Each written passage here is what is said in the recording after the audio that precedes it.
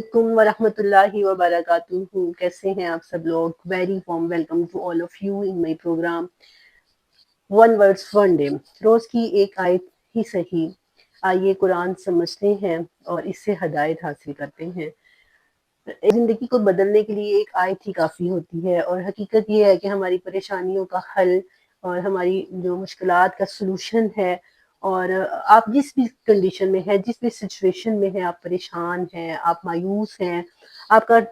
ٹوٹے ہوئے دل کے ساتھ بیٹھے ہیں، آپ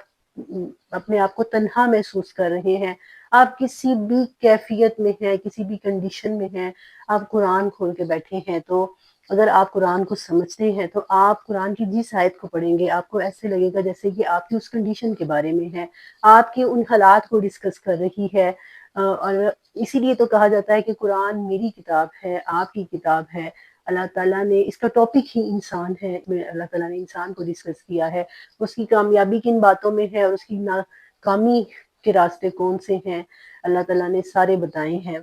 بس ہم لوگ اس سے بھاگ رہے ہیں، جبکہ ضرورت ہے ہمیں کہ ہم اس کی طرف آئیں، ہم اس کو سمجھیں، ہم اس سے رہنمائی حاصل کریں. اس چیز سے ہم بھاگ رہے ہیں کیونکہ پتہ نہیں کیوں ہمارے ذہن میں یہ بات آ گئی ہے کہ قرآن کو اگر ہم سمجھیں گے تو عمل کرنا پڑے گا، اور عمل کرنا تو بہت مشکل ہے. 5 وقت کا نمازی بننا پڑے گا، بڑے بڑے حجاب کرنے پڑیں گے، یہ چیزیں جو ہیں ان سے ہم بھاگتے ہیں. حالانکہ آپ کھلے دل کے ساتھ قرآن کی طرف آئیں، اس کو سمجھیں، اور پھر آپ دیکھیں گے کہ جب آپ کے دل میں یہ چیزیں اتریں گی پھر کچھ بھی آپ کے لیے مشکل نہیں رہے گا. تو ہم نے شروع کر رکھی ہے سورۃ آل عمران، اور سورۃ آل عمران کی آیت نمبر 28 پیچھے ہم نے پڑھی 28، جس میں ریلیشن شپ کی بات ہوئی ہے کفار کے ساتھ، کہ کافروں کے ساتھ کس طرح کے ریلیشن رکھنے چاہیے. تو حالات کیا تھے جب اللہ تعالیٰ نے اس چیز کے بارے میں اس چیز کو ڈسکس کیا ہے کہ نان مسلمس کے ساتھ آپ کے ریلیشن شپ کیسے ہونے چاہیے، آپ کی فرینڈ شپ ہونی چاہیے، نہیں ہونی چاہیے، اگر ہونی چاہیے تو اس کی باؤنڈریز کیا ہونی چاہیے. اللہ رب العزت نے جب ان باتوں کو ڈسکس کیا ہے تو اس وقت کیا حالات تھے. یہ جب ہم حالات پہ بات کرتے ہیں تو پھر ہمیں آیت کی بڑی اچھی سمجھ آ جاتی ہے، اور ہم اس دور میں چلے جاتے ہیں، رسول اللہ صلی اللہ علیہ وسلم کے دور میں، جب آپ اصحاب کو قرآن سمجھا رہے ہوتے تھے. رسول اللہ صلی اللہ علیہ وسلم کے دور کو آج کل بڑی اچھے طریقے سے ویڈیوز میں بھی پیش کیا جا رہا ہے، اور ایمان کو تازہ کرنے کے لیے بڑی زبردست ایک مووی ہے عمر سیریز. میں آپ لوگوں کو سجیسٹ کروں گی کہ ضرور اسے دیکھیں. پہلے اردو میں نہیں تھی، پھر اردو ڈبنگ کے ساتھ آئی، اور اب جو ہے وہ اس کی ٹرانسلیشن آ چکی ہے، یعنی اردو لینگویج میں بھی آپ سن سکتے ہیں. آپ خود کو اس دور میں محسوس کرتے ہیں، اور آپ یقین کریں کہ میں نے اب تیسری دفعہ شروع کی ہے، اور جب بھی میں دیکھتی ہوں ایمان بھی تازہ ہوتا ہے اور نالج بھی انکریز ہوتا ہے. اور آپ خود کو اس دور میں محسوس کرتے ہیں جب وحی نازل ہوتی تھی، جب صحابہ اکرام اور رسول اللہ سے قرآن سیکھ رہے تھے، جب صحابہ اکرام اور رسول اللہ قرآن کا عملی نمونہ تھے، اور پھر ہجرت کے واقعات اور وہ سارے واقعات، اور وہ اتھینٹک ترین اس کے اندر جو ہے نا واقعات بیان کیے گئے ہیں. جامعہ ازہر کے کوئی اسکالر ہیں جنہوں نے وہ بنائی ہے مووی، تو بڑی زبردست ہے اور بہت اتھینٹک چیزیں ہیں اس کے اندر. تو آئیے آیت پر بات کرتے ہیں. ہم نے بات کی تھی کہ کیا حالات تھے. حالات ایسے تھے کہ مکے کے ہر گھر میں سے ایک ہلچل مچی ہوئی تھی، کہ صبح اٹھتے انہیں نہیں پتا ہوتا تھا کہ ہمارا کون سا جو ہے گھر کا فرد رسول اللہ صلی اللہ علیہ وسلم کی جماعت میں شامل ہو جائے، یعنی وہ نیا دین اپنا لے، مسلمان ہو جائے. اور ایسے ہی جب آپ صلی اللہ علیہ وسلم مدینہ پہنچے تو وہاں پر بھی یہی حالات تھے. کوئی نہیں جانتا تھا، وہاں پر منافقین بھی تھے، یہودی بھی تھے، عیسائی، کوئی نہیں جانتا تھا کہ نئی آنے والی صبح کیا تبدیلی لے کر آئے گی. گھر کا کوئی فرد ہے، جماعت کا کوئی فرد ہے، شہر کا کوئی فرد ہے، کب مسلمان ہو جائے، رسول اللہ کی جماعت میں شامل ہو جائے. تو اس طرح لوگ اپنے پیاروں کو چھوڑ کر ایک نئی جماعت یعنی مسلمانوں میں شامل ہو رہے تھے، رسول اللہ صلی اللہ علیہ وسلم کے اصحاب میں شامل ہو رہے تھے. اب یہ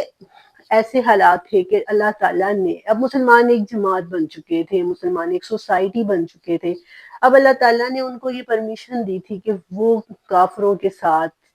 کنسیلیشن کر سکتے ہیں، ان کے ساتھ سوشل اور اکنامیکل افیئرز رکھ سکتے ہیں.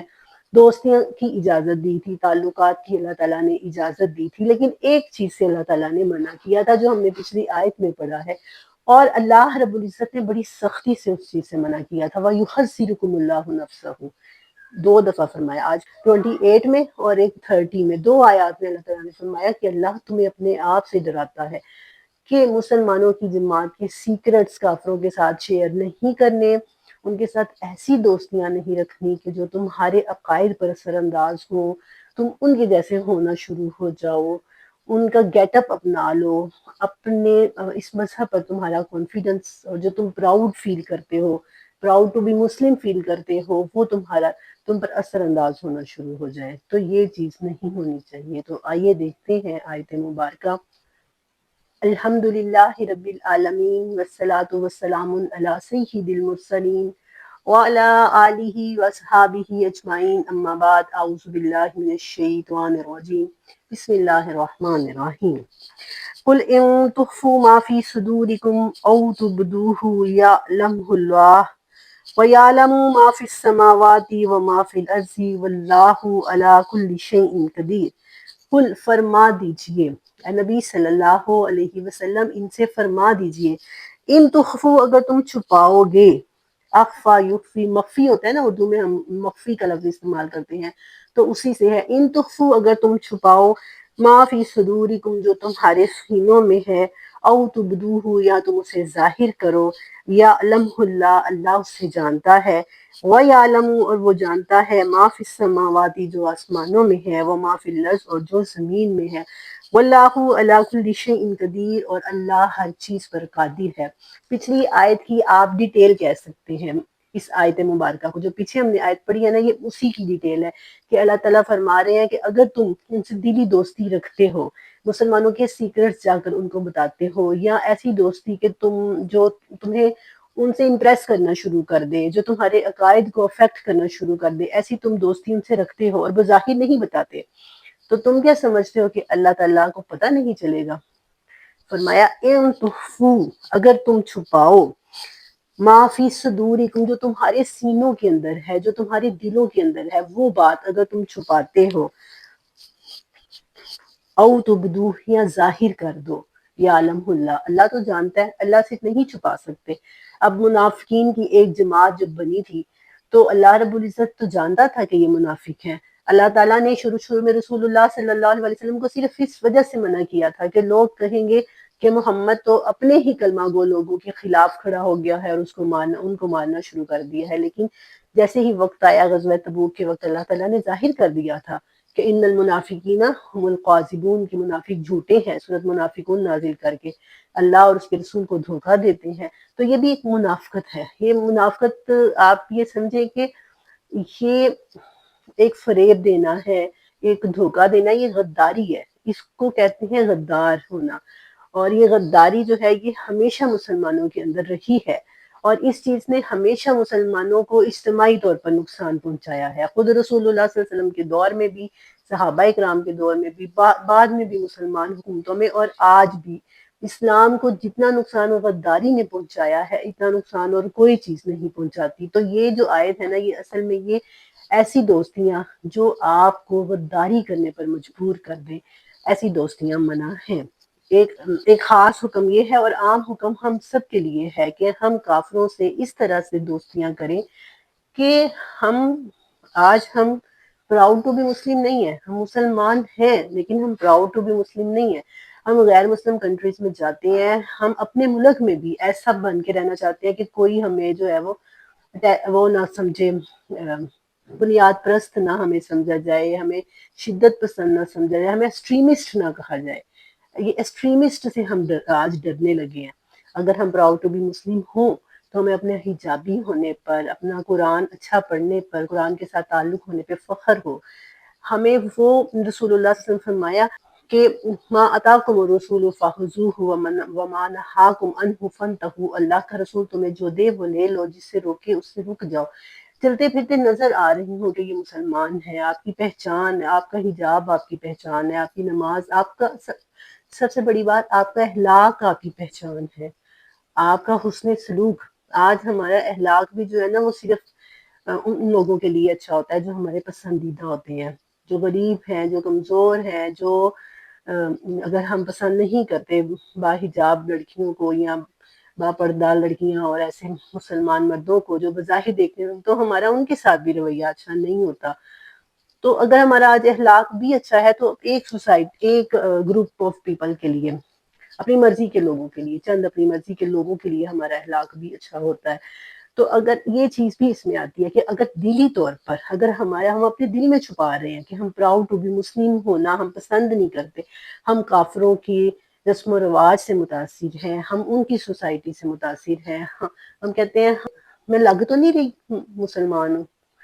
مطلب اس طرح بھی لوگوں کو کہتے ہوئے سنا کہ کہیں میں لگ تو نہیں رہی کہ میں مسلمان ہوں، میرے ساتھ باہر کے ملکوں میں اچھا سلوک نہیں ہوگا. حالانکہ ایسا کچھ بھی نہیں ہے، یہ صرف ہمارے ایک دل کا ڈر ہوتا ہے. جب آپ اسلام کو اپنی پہچان بناتے ہیں، آپ پراؤڈ ٹو بی مسلم ہوتے ہیں، تو جو عزت اسلام نے دی ہے وہی سب سے بہترین عزت ہے، اس پہ ہمیں کانفیڈنٹ ہونا چاہیے. تو یہ چیز ہمارے لیے یہ لیسن ہے اس کے اندر کہ کیا ہم پراؤڈ ٹو بی مسلم ہیں یا ہم کافروں سے مرعوب ہیں، کافروں سے امپریس ہیں اور اپنے مسلمان ہونے پہ ہم کانفیڈنٹ نہیں ہیں. یہ چیز بھی اس میں آتی ہے ہمارے لیے، اس میں یہ لیسن ہے. تو اللہ تعالیٰ نے فرمایا کہ واللہ علی کل شیء قدیر، اللہ تو ہر چیز پر قادر ہے اور سختی کے ساتھ جو ہے وہ منع کیا ہے. تو آیت نمبر 29 ہمیں یہی سکھا رہی ہے کہ اللہ رب العزت نے صاف فرما دیا ہے کہ اگر تمہارے دلوں میں کافروں کے لیے محبت ہے، جس کو توانا کا نام دیا ہے اور اولیاء کہا ہے اور لایا کہا ہے، تو یہ جو نام اللہ تعالیٰ نے دلی دوستی from the bottom of your heart, وہ دوستی جو آپ کے دل سے ہو، وہ اگر آپ کی ابھی بھی کافروں کے لیے ہے، ابھی بھی غیر مسلموں کے لیے ہے، تو فرمایا کہ اس کو تم اگر اپنے دل میں چھپاتے ہو تو کیا تم یہ سمجھتے ہو تم اللہ سے چھپا لو گے، جبکہ اللہ ہر چیز پر قادر ہے. کہ اللہ تعالیٰ ہمیں پراؤڈ ٹو بی مسلم بنائے، ہمیں وہ مسلمان بنائے جنہیں اپنے مسلمان ہونے پہ نہ صرف فخر ہو بلکہ پورے کانفیڈنٹ ہو کر وہ اسلام کے اصولوں پر عمل کرنے والے ہوں. آمین. وآخر دعوانا ان الحمد للہ رب العالمین.